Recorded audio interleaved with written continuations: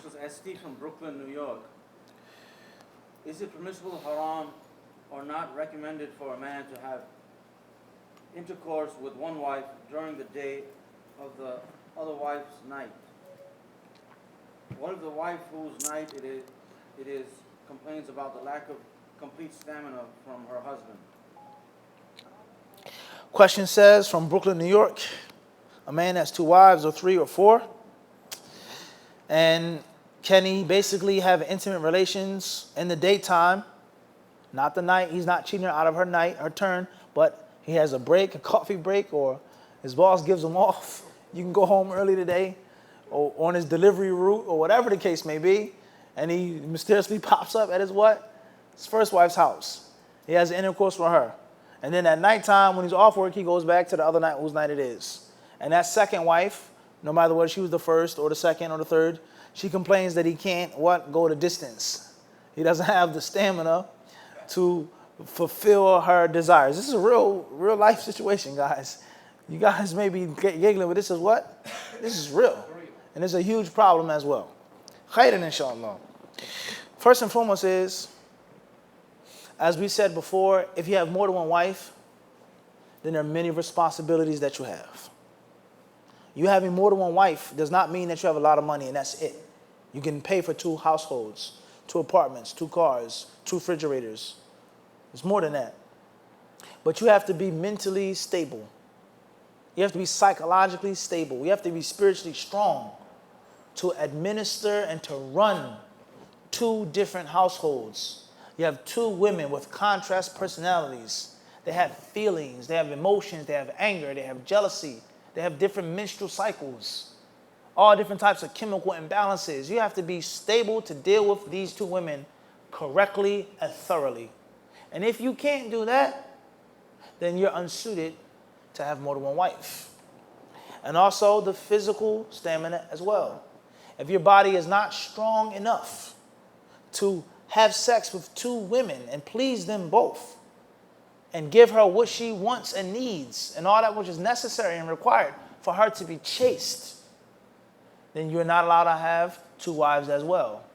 And the people of knowledge, they say, when the Prophet ﷺ said, get married if you can, فَإِنَّهُ أَغَضُّ لِلْبَصَرِ وَأَحْسَنُ لِلْفَرْجِ. It says it keeps someone's piety and cleanness and chasteness. They say for the man and for the woman. When a man has intercourse with his wife, he avoids zina and haram. And he also keeps her from zina and from haram. And the people of knowledge, some of them, they say, such as Ibn Sa'di in his tafsir, they say, is that when a man is unchaste himself, he practices infidelity. He sleeps around. He says in most cases his wife will do the same. His wife is going to cheat. Just like he's not sufficing himself with the halal, now she's forced to do what? Suffice herself with the halal. As it says in a famous song, it's an old song, and we know that there's wisdom in poetry. And the poetry doesn't just have to be Arabian or Arabic poetry. It's an old song. Most of you guys are too young to know about this. It's an oldie song. And the song goes like this. The hook says, you know you're wrong when you don't get it at home. It says, you know you're wrong when you don't get it at home. That is totally what we're talking about. If you don't have a halal sex and you have sexual desires, you're going to do what? You're going to roam. You're going to find it somewhere else because that's the need of the human being, just like food and drink. If there's no food and drink in your house, you're going to do what? You're going to go outside and find it. If your parents aren't giving you enough allowance, enough money, you're going to do something to make money because you need that money. So that's a huge problem. So if you don't have the stamina to please your wife and to allow her to reach her climax and give her whatever she needs and wants, we don't have to get into no details. Maybe you've got some younger brothers among us or some younger people watching. What's important is if you cannot please your wife sexually, that's a problem. Let alone if it's because you were with another woman earlier who you weren't supposed to be with. You're supposed to spend the night with the wife and not the daytime. The daytime is supposed to be a means of what? Working. Allah says we made the daytime, He says, ma'ashan, as a means of earning money, of hustling, of working, doing something beneficial. The nighttime is the time in which you what? Relax and lie down under the cover of the night. So therefore, let's say hypothetically, because the man was with his wife earlier, and he goes to the second wife at night, his desires are not the same. So his wife, she dresses up for him. She puts some perfume in her nightgown and whatever she's wearing, Allahu Alam. And he's really not, because on the TV, yeah, right. She goes to kiss him, hugs him, and he's just flicking through ESPN. Because he was with a woman earlier. He had another meal, so he's not what? He's not hungry. He's not that hungry. He may take a bite or two, but he's not what? He's not hungry.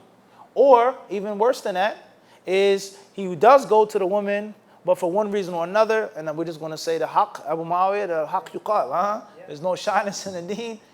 Because, let's say hypothetically, he was with his wife, the first wife an hour ago, or early in the daytime, and he doesn't get the same type of erection with his second wife at night.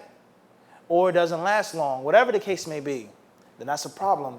And you're oppressing the second wife. It's her haq upon you that you go in and handle your business strongly, to the best of your ability, how Allah made you. And if you can't, and you don't suffice her, she may what? Roam. And the sin is going to what? Fall on you. So therefore, the concept of problems with sexuality, erectile dysfunction, is nothing that's new. It's not just in 2017. It's not just perverted Muslims in the West. No. You read the kutub of the ulama, the fuqaha of the past, they talk about Bab al-Innin. And every chapter, every book of fiqh, there's something called Bab al-Innin. And it's talking about the man who's what? Who's impotent. And how the marriage is to be split up if he cannot provide the necessary what? Provision. Everybody, it's just that simple. Whether it's through taking a drink, eating something, oysters, ginseng, whatever you have to take. Shake. If not, then there's a problem. Let alone the fact that it comes from you being with another woman that you weren't supposed to be with. So that's a problem. That's a mushkila. And if you ask me, wallahu alam, it's not just necessarily physical, but it goes back to the mental state. Is that you have to have some type of maturity. Don't play around. Don't mix people's rights up. You can't control yourself. This is another wife. This is a hard night. She deserves something. Don't do that. If you can't walk straight, then you shouldn't have two wives. Everybody understand this or not? Everybody got this? Sure. Even if you can, and you do have the ability to be with more than one woman, mashallah, you're strong, whatever the case may be, what's going to happen if the second wife finds out about it? How is she going to feel? What problems are going to come? And there's already jealousy. There's already anger. They already fought at the Eid. She pulled her hair. She scratched her face. Then she found out you were with her. You went over there and had sex with her. And it's my night. I barely get enough time. You come home, you're tired. You take off your work boots and you go to sleep. And you have enough time to go over there. That's going to be a damaging blow.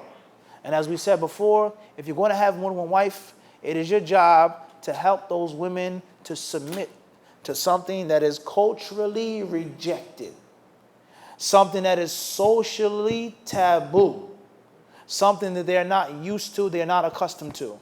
And I'm not just talking about reverts from America.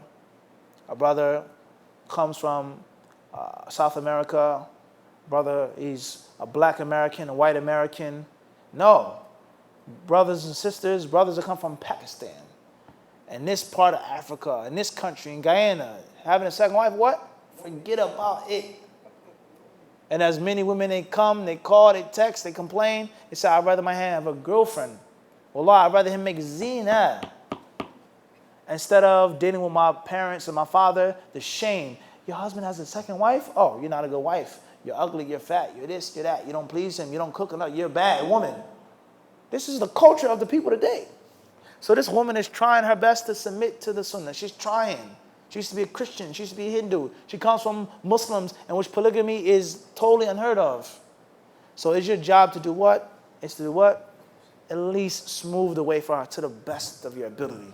Because there are going to be bumps in the roads, things that you cannot get across. You can't get around. There's no politically correct in this concept. But the least you can do is do what? Smooth it. And that has to be done through maturity, through knowledge, and stability of the man. And I'm only talking off of experience. Most brothers, or a lot of brothers, if not most of them, they don't do this. They make it a hardship for her to accept that which was already a hardship. And Allah clearly told us to help each other upon bir and taqwa. Help each other.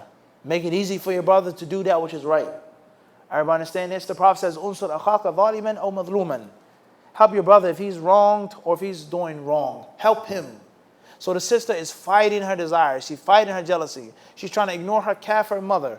She's trying to ignore her Muslim parents that come from Pakistan and says a second wife is bad. She's trying her best. And you come along and you do what? So what? Submit to it. That's not the sign of a wise man. Wallahu alam.